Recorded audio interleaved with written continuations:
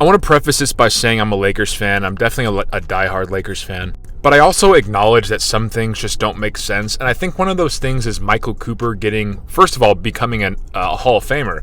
But second of all, getting his jersey retired by the Lakers. Michael Cooper was definitely a really good defender in the 80s. He would always guard the other team's best player, so he guarded Larry Bird frequently. But I think for his career, he only averaged 9 points per game, and somehow that garnered him into the Basketball Hall of Fame. And the Lakers have a policy. If you become a member of the Basketball Hall of Fame, you automatically get your number retired, and now Cooper's number is retired.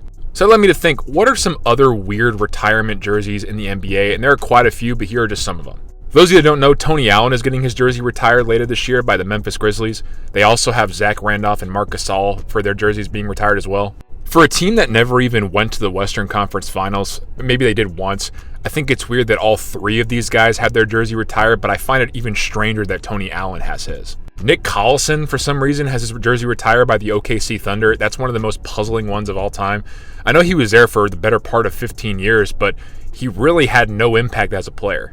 Bruce Bowen of the San Antonio Spurs had his number 12 retired back in 2012. And Bruce is kind of similar to Tony Allen. He was a good defensive player, but to retire this guy's jersey is pretty insane. It was later unretired for LaMarcus Aldridge's stint with the Spurs as well.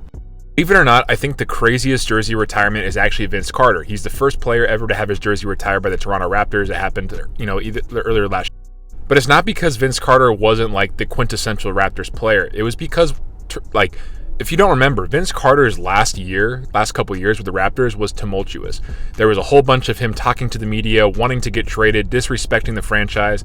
So for the franchise to turn around and wind up retiring his number, I thought was absolutely insane. Now it's your turn. In the comments, tell me the weirdest jersey retirement.